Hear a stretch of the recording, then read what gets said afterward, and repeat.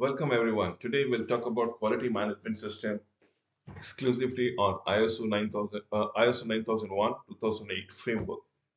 So here we are.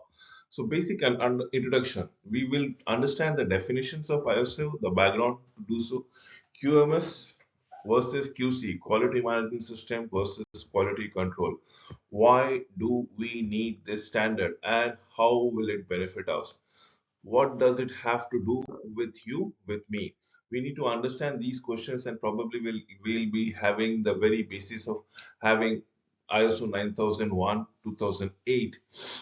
So ISO stands for International Organization for Standardizations. Unlike other acronym, it is not, it is IOS, but it should be defined as ISO, International Organization for Standardizations. ISO 9001 2008 Quality Management System Standard thereby. So, first and foremost is an international group. It is universally present across the globe, represented by approximately 160 countries. That is approximately 91-92% of the total countries working together to create a standard which is equivalent and respected worldwide. So, ISO 9001 and 2008 Quality Management System Standards provides guidance and tools for organizations who wants to ensure that products and services are consistently meeting the customer requirement. Provides guidance and tools for the organization who wants to ensure that quality is improved tremendously. So ISO Quality Management System. A quality management system is a set of policies, procedures, processes to help organization meet the expectation of the customer, the requirement of the customer. Being ISO 9001 certified or registers lets our customer and other know that we have formalized the process of business. We have secured management structure. We have customer focus as on a meeting and probably exceeding their requirement or expectation of customer. Well, allow me to quote the American certification structures as in, look, what is happening is ISO 9000. ISO is International Organization for Standardizations. This is what the affiliations from comes from, International Accreditation Forum. This is what I'm telling it to you as far as prevalent in USA. Probably for your country, it might be something different. So, American National Standard Institutions, which is basically nothing but ANSI, American National Standard Institution, and ASQ, the National Board Accreditation Board. We have American Standards for Quality. Every country would have their own standards of quality, which are akin or identical to ISO. They have the certification body. That is what we are looking into it. An organization seeking to maintain such certification. We need to apply for those certification body. They need to understand what WACO productions or performance review institutes. Everybody is going to ratify uh, once you are applying for certification body about the processes, about the organizational structure, about the quality of product, and so on and so forth. So benefit of ISO 9000.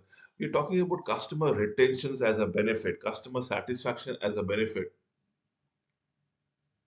The marketing tool, definitely yes. ISO 9000, once you are certified, it becomes an organization for standards, and people will have to respect the process and are ensured about the quality of the product that is churning out by the company. It that means translates into a greater profit. So once you have a greater customer satisfaction, that's because of the reputation of the marketing tool, right? And it leads to a greater profit. So companies who are focused on delivering high quality product and services increase the customer satisfaction and retention. Happy customer, remember, our repeat customer. ISO 9001 certification can be used as a marketing tool too to promote quality to end users. Customers are more likely to do business with ISO certified company than one who is not. One of the most compelling benefits of adopting ISO 9000 ISO strategies is that reducing cost and increasing productivity leads to a greater profit for the certified company. The question now is, does it benefit you? Does it benefit me? Yes, because it has a clearly defined processes. It has a clearly defined expectation, preventive versus reactive management, positive cultures, and teamwork attitude. Now, as far as defined process, creating documentation that the work is done properly each time, every time, creates a more efficient and effective operations. Each employee, no matter how large, how big, or how small the company is, benefits from the documentation process. Preventive versus reactive management is continuous improvement of product, process, facilities, management support. We are looking for it. Positive cultures and teamwork attitude. Everyone works together to achieving the common goals that is being mandated. Becoming a certified to ISO 9001 standard raises quality awareness among engineers, motivates them to attain quality objective. Corrective actions and preventive measures keeps quality achievements or objectives in minds of the employee.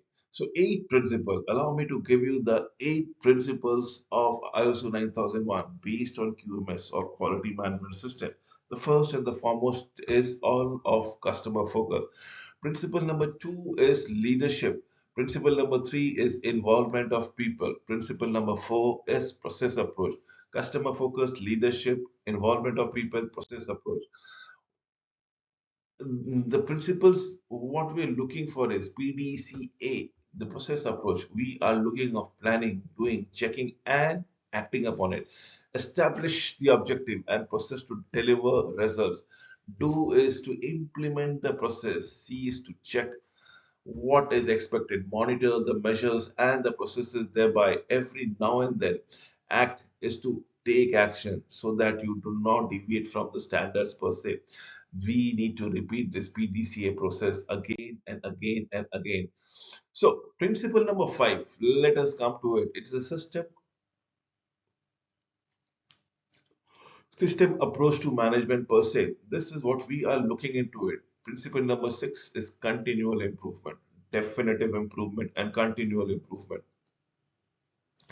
Principle number seven is factual approach to decision making. Principle number eight is mutually beneficial supplier relationships as and when we are talking about it. Continual improvement of the quality management system. What can be done and how is it effective per se? So, what are we looking into it? We have a customers and we strive for the satisfaction. So, customer has a requirement. That's the input. This is the requirement that we go around it, and there is an output because of this product that we comes around it. We are striving for the satisfaction of the customer. So what does the requirement comes? It goes to the company. There is a product realizations. How does it do it?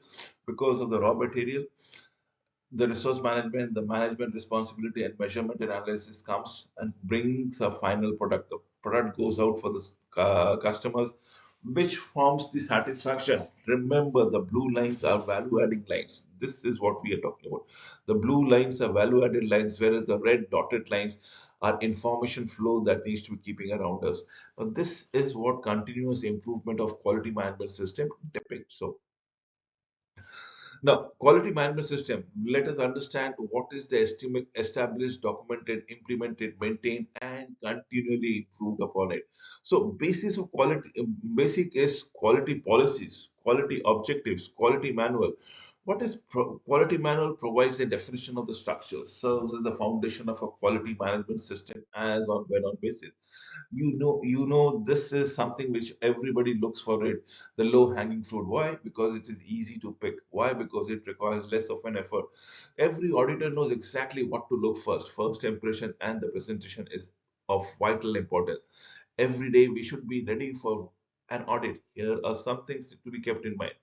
Good housekeeping, we want to be presentable, make good first impression, dispose of Osto drawing and job documentation you are not currently working upon. This is what we need to understand. Document control, form numbers or job numbers or job related paperwork per se. Record is easy to retrieve as on when on basis. So we have to have everything documents ready, keep them stagnant, keep them sequential and in a proper format.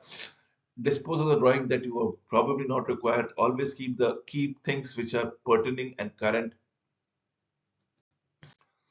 Important things to remember: where can you find our posted quality policy objective? How does your day-to-day work contribute to the overall achievement of these objectives?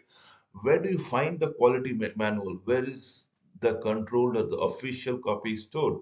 How do you know if you have the latest version of the quality management system documents? Things to remember is what the auditor is checking that we are doing what we say. We are doing a documented core process while keeping compliance with the support process. The core process, do you know what the core process is? Control of documents, record, control of non-conforming products, corrective, preventive actions, and internal audit is what we all achieve too. During the audit, make sure your idea or area is clean. Your area is free of clutter. It is spick and span. Be ready and willing to answer every question that the auditor is putting to you. Try not to volunteer too much of an answer, too much of an information. Solicited answer is to be avoided. Answer the question that are only been asked.